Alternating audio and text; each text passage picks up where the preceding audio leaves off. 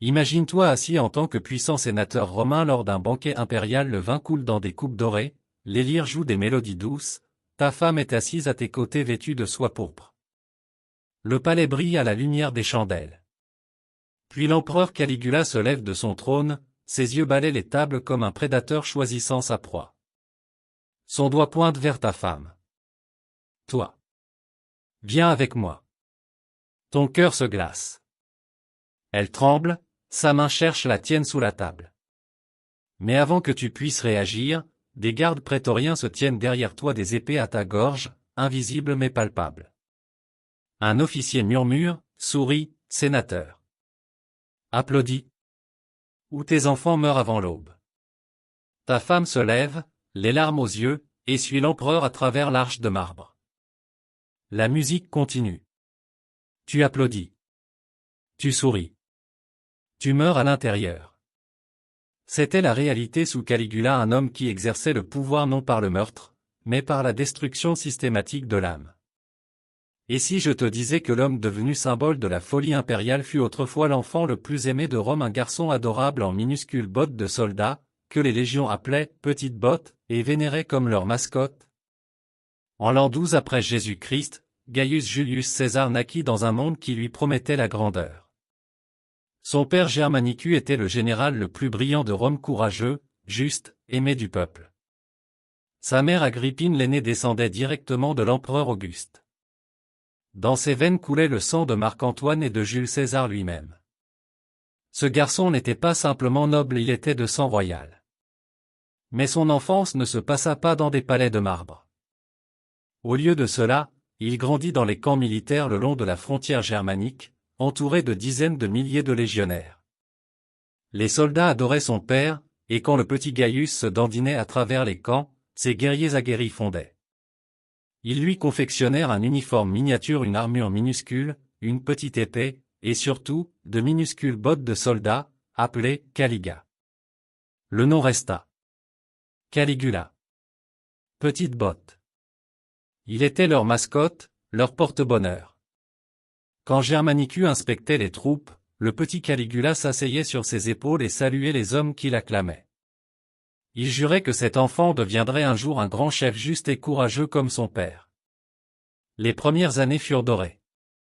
Caligula apprit le latin, le grec, la philosophie et l'art de la guerre. On le nourrit d'histoires sur la grandeur de ses ancêtres. Le monde était à ses pieds. Puis, en l'an 19 après Jésus-Christ, Germanicus mourut. Cela se produisit en Syrie, soudainement et mystérieusement. Son corps montrait des signes d'empoisonnement. Les rumeurs se répandirent comme le feu, l'empereur Tibère l'avait fait assassiner, par jalousie envers sa popularité. Rome tout entière explosa de chagrin. Quand Agrippine ramena l'urne contenant ses cendres à Rome, des centaines de milliers de personnes bordaient les rues en pleurant. Le jeune Caligula de 7 ans se tenait aux côtés de sa mère, petite et perdue, tandis que l'Empire pleurait son père. À ce moment-là, il devint un symbole, le prince innocent, le dernier fragment vivant du bien-aimé Germanicus. Rome l'aimait sans limite. Il ne pouvait pas imaginer que ce garçon adorable en minuscules bottes réaliserait un jour leur pire cauchemar. La transformation du prince bien-aimé en tyran redouté venait tout juste de commencer. Tandis que Rome entière aimait le doux prince Caligula, lui seul savait ce que c'était de vivre chaque jour dans un palais où un empereur paranoïaque assassinait systématiquement toute ta famille, mère morte de faim en exil, frère exécuté, et toi comme seul survivant. L'empereur Tibère n'était pas un tyran ordinaire. C'était un homme vieillissant et méfiant qui voyait des conspirations dans chaque ombre. Et la famille du bien-aimé Germanicus, particulièrement sa veuve ambitieuse Agrippine, il la considérait comme une menace mortelle. D'abord vint la calomnie. Agrippine fut accusée de conspirer contre l'empereur. Des preuves? Sans importance. Elle fut bannie sur l'île de Pandatoria, jetée dans une cellule froide, sans nourriture suffisante. Elle mourut lentement de faim, son corps se dévorant lui-même, tandis que ses fils regardaient, impuissants.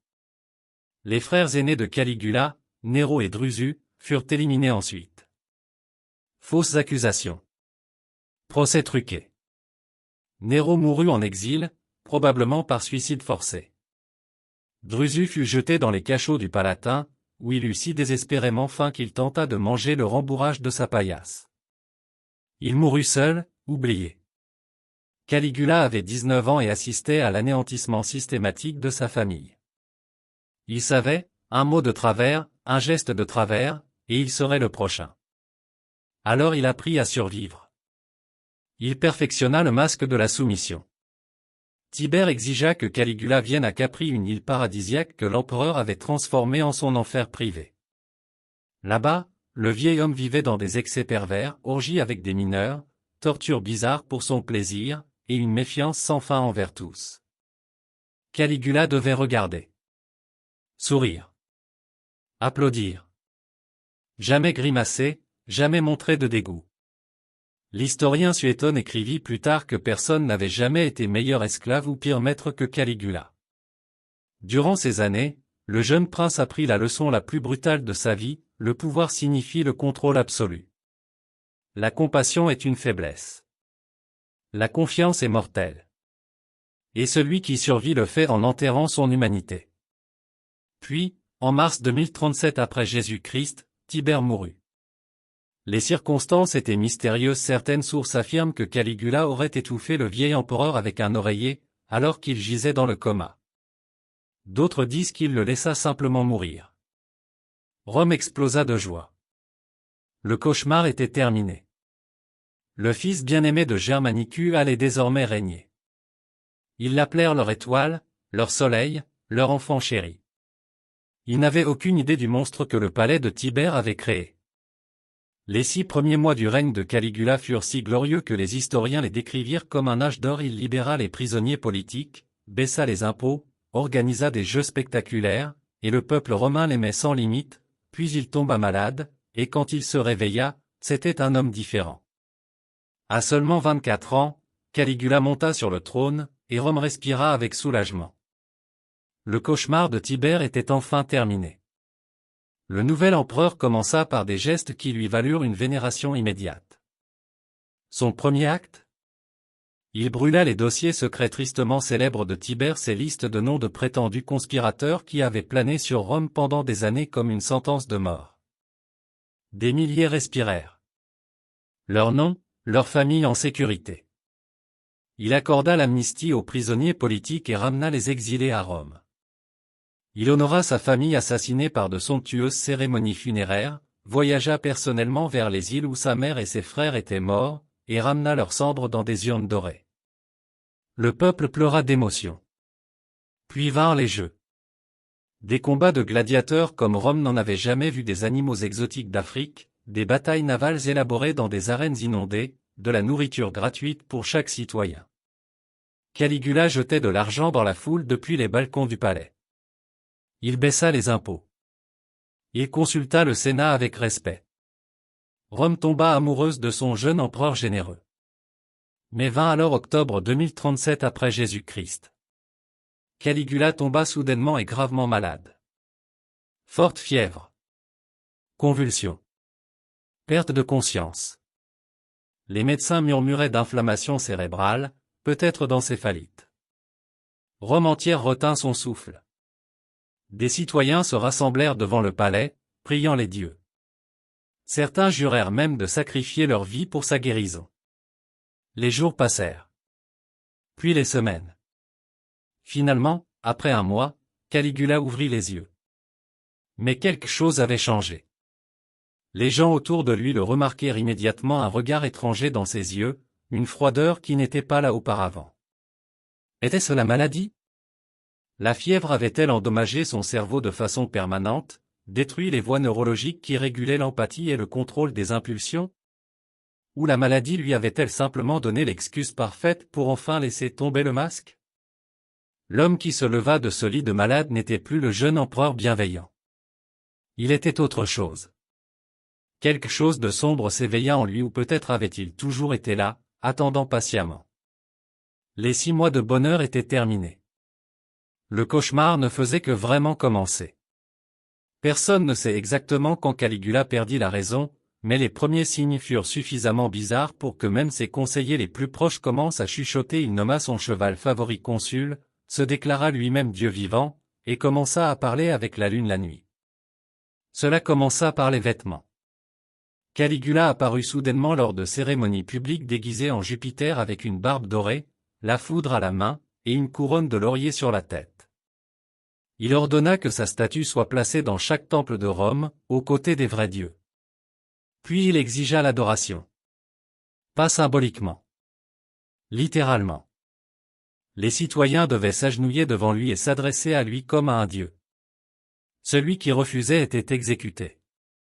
Il construisit un temple pour lui-même sur le Palatin, complet avec des statues dorées et des prêtres qui offraient quotidiennement des sacrifices pour sa gloire divine. La nuit, il se tenait sur le toit du palais et menait de longues conversations avec la lune. Il invitait Luna à venir dans son lit, murmuraient les esclaves horrifiés. Mais l'histoire la plus célèbre fut celle d'Incitatus, son cheval. Caligula aimait cet animal plus que la plupart des humains. Il fit construire une écurie de marbre avec des mangeoires d'ivoire. Le cheval buvait du vin dans des coupes dorées, portait des couvertures pourpres, et avait ses propres serviteurs. Puis Caligula annonça qu'il nommerait Incitatus consul, l'un des postes les plus élevés de Rome. Était-ce de la folie? Peut-être. Mais c'était aussi une insulte calculée. Le message au Sénat était cristallin: vous valez moins que mon cheval. Sa prodigalité ne connaissait aucune limite. Il fit construire un pont flottant sur la baie de Baïlon de plus de 3 kilomètres, fait de navires alignés. Pourquoi? Un devin avait autrefois prophétisé que Caligula ne deviendrait pas plus empereur qu'il ne chevaucherait sur la baie de Baï. Alors il chevaucha dessus, en uniforme militaire complet, juste pour prouver qu'il pouvait vaincre le destin lui-même. Ses projets coûtaient des sommes colossales. Le trésor public, que Tibère avait soigneusement rempli, fondait comme neige au soleil. Et celui qui osait protester payait de sa vie. Macro, le préfet du prétoire qui avait aidé Caligula à devenir empereur, commit l'erreur d'exprimer une critique prudente. Caligula le força, lui et sa femme, au suicide. La leçon était claire, la loyauté ne signifiait rien. Personne n'était en sécurité. L'empereur bien-aimé avait disparu. À sa place régnait un dieu capricieux, cruel, et absolument imprévisible. L'arme la plus tristement célèbre de Caligula contre l'élite romaine n'était ni l'épée ni le poison, c'étaient leurs propres épouses, qu'ils forçaient dans un jeu pervers d'humiliation publique et de soumission sexuelle, pendant que leurs maris regardaient sans pouvoir rien faire. Les banquets impériaux devinrent des théâtres d'horreur. Des centaines d'invités se réunissaient dans des salles somptueuses, des sénateurs en toge, leurs épouses en soie précieuse et bijoux étincelants. Le vin coulait. La musique jouait. En surface, tout semblait normal. Puis Caligula se levait de son trône. Il déambulait entre les tables, lentement, délibérément, ses yeux examinaient chaque femme comme un marchand inspectant des esclaves au marché. Il s'arrêtait, contemplait une jeune épouse de sénateur de la tête aux pieds, soulevait son menton de son doigt, tournait sa tête de droite à gauche. Toi. Suis-moi. Pas de s'il te plaît. Pas de questions. Un ordre. La femme se figeait. Son mari à côté d'elle n'osait pas respirer. Les gardes prétoriens se tenaient près de chaque colonne, mains sur les poignées d'épée. Le sénateur savait, un mot de protestation, et toute sa famille serait morte avant l'aube, femme, enfants, même ses parents. Alors il restait assis. Souriait de force. Applaudissait même, tandis que sa femme, les larmes aux yeux, suivait l'empereur dans ses appartements privés. Ce n'était pas de la luxure. C'était une destruction calculée. Pour un aristocrate romain, la dignité, honneur, prestige étaient plus importantes que la vie elle-même. Caligula le savait. Il ne visait pas leur corps, mais leurs âmes. En les forçant à tolérer le viol de leurs épouses, il transformait les hommes les plus puissants de Rome en ombres impuissantes et humiliées. Certaines femmes revenaient après des heures en pleurant, robes déchirées, yeux vides. D'autres devaient décrire devant l'assemblée ce qui s'était passé, quelle position, quels mots, quelle douleur. Les hommes restaient assis, visage figé en masque, tandis que leur dignité était publiquement détruite. Lollia Paulina était l'une des plus belles femmes de Rome, mariée à un consul. Caligula la vit lors d'un dîner, lui ordonna le soir même de divorcer de son mari, et l'épousa lui-même. 3 mois plus tard, elle l'ennuyait. Il la répudia et lui interdit de jamais toucher un autre homme. Caesonia, une femme plus âgée qu'il semblait réellement aimer, il la présenta nue à ses amis et solda une pièce d'exposition vivante de ses possessions. Le message était limpide: vos femmes, vos filles, vos sœurs, elles ne vous appartiennent pas. Elles m'appartiennent. Et vous ne pouvez rien y faire. Rome avait connu de nombreux tyrans. Mais aucun n'avait dépouillé l'élite de sa virilité de manière aussi systématique, aussi publique, aussi complète. Même dans la Rome décadente, il y avait des limites que personne ne devait franchir. Pourtant Caligula détruisit ces derniers tabous en admettant publiquement avoir des relations incestueuses avec ses 3 sœurs, particulièrement avec Drusilla, qu'il aimait plus que ses propres épouses. Rome en avait vu beaucoup. Meurtres, trahisons, débauches sexuelles, tout faisait partie de la politique impériale. Mais l'inceste? C'était une ligne que même les empereurs les plus corrompus ne franchissaient pas. Ce n'était pas seulement illégal, c'était impie, un crime contre la nature elle-même. Il avait 3 sœurs, Agrippine la jeune, Julia Livia, et Drusilla. Les rumeurs de relations incestueuses avec toutes les 3 se répandirent rapidement dans Rome. Mais avec Drusilla, ce n'était pas une liaison secrète, c'était une exhibition publique. Il la traitait comme une impératrice. Lors des banquets d'État, elle s'asseyait à ses côtés, portait des vêtements pourpres impériaux, recevait les mêmes honneurs qu'une épouse. Des invités rapportèrent avec choc qu'ils les avaient vus dans des moments clairement intimes, des baisers qui allaient bien au-delà de l'affection fraternelle, des caresses qui mettaient tout le monde mal à l'aise dans la pièce. Caligula n'en faisait pas mystère. Il se vantait même de la beauté de sa sœur au lit. Puis, en juin 2038 après Jésus-Christ, Drusilla mourut soudainement. De la fièvre, dirent les médecins.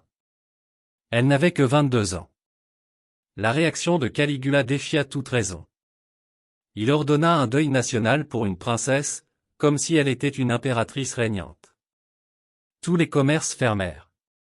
Tous les événements publics furent annulés. Puis il alla plus loin, rire pendant la période de deuil fut déclaré crime capital. Se baigner aussi. Voir sa famille ou profiter de dîner, tout interdit sous peine de mort. Caligula lui-même disparut pendant des jours, ravagé par le chagrin. Quand il revint, il fit diviniser Drusilla comme déesse, Diva Drusilla, la divine.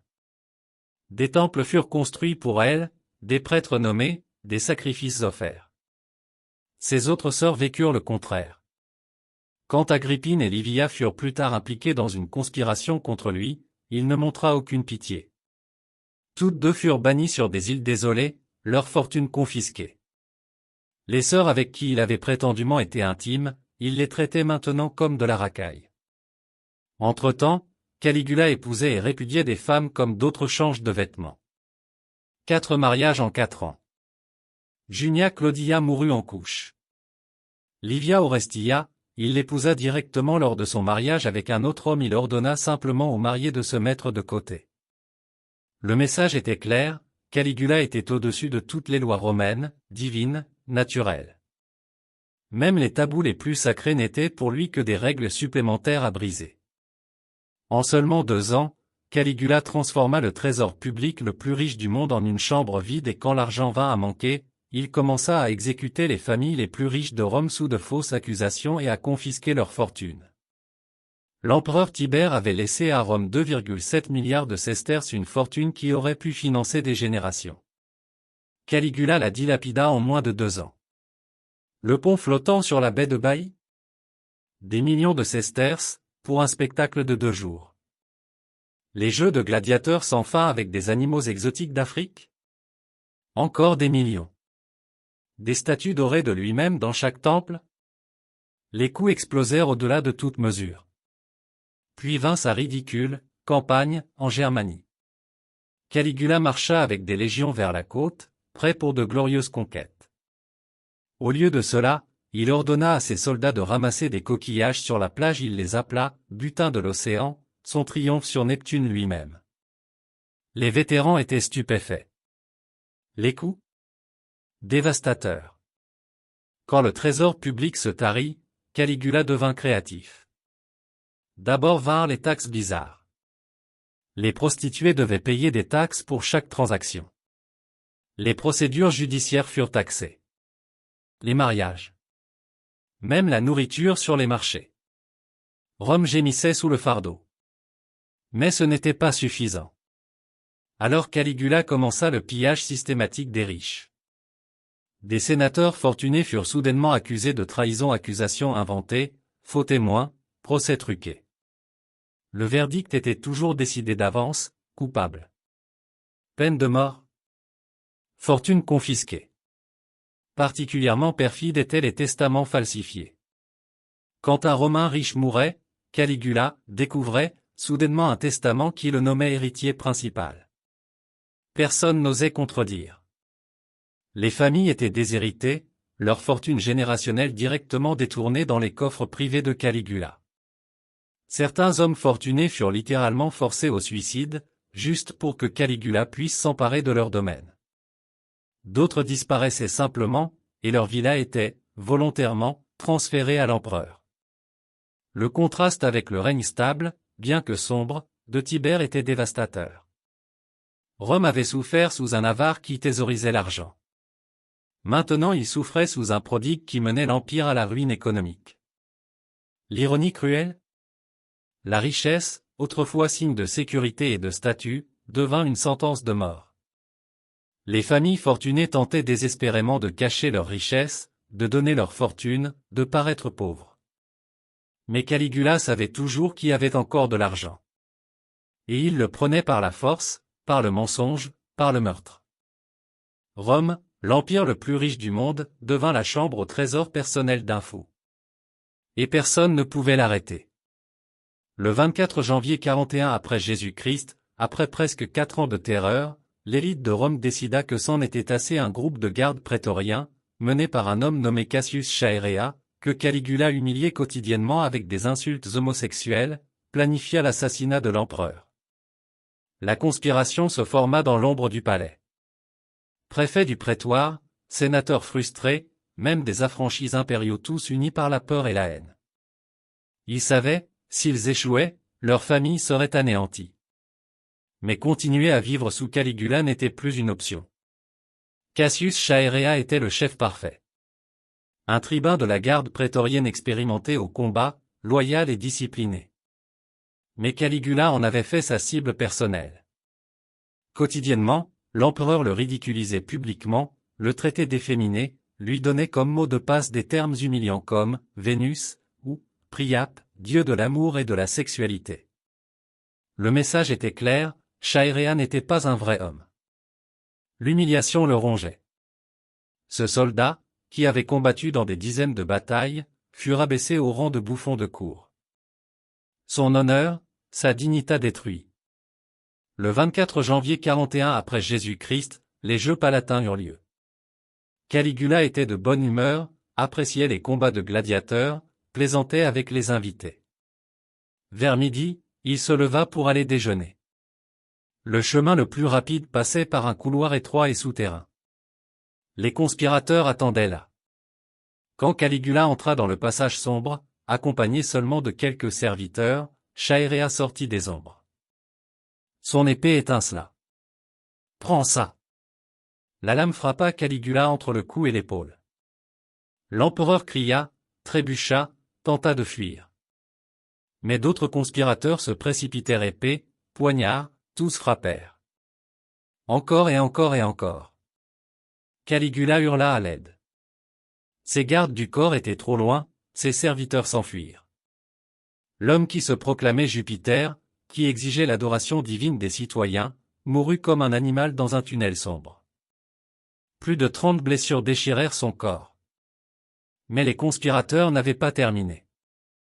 Ils retournèrent en trombe au palais, cherchèrent Caesonia, la femme de Caligula, et leur fille d'1 an, Julia Drusilla. La femme supplia pour sa vie. Elle n'obtint aucune pitié. Une épée à travers la poitrine. Puis le bébé. Un soldat saisit l'enfant qui pleurait, le souleva, et fracassa son crâne contre le mur de marbre. La lignée julio-claudienne fut presque éteinte. Au Sénat, le chaos éclata. Certains réclamaient la restauration de la République. D'autres voulaient un nouvel empereur. La garde prétorienne avait ses propres plans. Rome se tenait au bord du gouffre. Le dieu était mort. Que adviendrait-il de son empire? Plus de 2000 ans plus tard, Caligula reste le symbole ultime du pouvoir absolu qui corrompt absolument, mais combien de ce que nous savons sur lui est vrai, et combien est de la propagande de ses ennemis qui voulaient détruire sa mémoire? L'histoire traditionnelle le dépeint comme un tyran fou dont les cruautés choquèrent même Rome. Mais certains historiens modernes posent des questions inconfortables, ces actes furent-ils exagérés? Nos sources principales Suétone et Cassius Dio écrivirent des décennies après sa mort, sous des empereurs qui devaient légitimer leur propre règne en présentant Caligula comme un monstre. Les rumeurs devinrent des faits. La satire devint de l'histoire. Le cheval comme consul? Possiblement une menace au Sénat, pas une nomination réelle. Les conversations avec la Lune? Peut-être des rituels religieux, mal interprétés. Mais même les historiens révisionnistes ne peuvent pas tout expliquer. Les témoignages de ses victimes, les preuves archéologiques de sa prodigalité, le fait que ses propres gardes du corps l'assassinèrent, cela en dit long. Qu'il fût médicalement fou ou moralement corrompu, Caligula nous enseigne des vérités dangereuses. Que se passe-t-il quand le pouvoir absolu rencontre un enfant traumatisé? Il grandit en voyant sa famille systématiquement anéantie, apprit que survivre signifie soumission et que le pouvoir justifie tout. La civilisation est plus fragile que nous le pensons. Institutions, lois, traditions, tout peut être détruit par un seul homme avec assez de pouvoir. Caligula régna seulement 4 ans, mais son nom devint synonyme de cruauté tyrannique. Il est l'avertissement que l'histoire nous a laissé, le pouvoir sans responsabilité, sans contrôle, sans limite, transforme même les princes bien-aimés en monstres. Le garçon adorable en petites bottes, que les légions aimaient autrefois, devint le cauchemar devant lequel Rome tremblait. Et son héritage murmure à travers les siècles, personne ne devrait jamais posséder autant de pouvoir.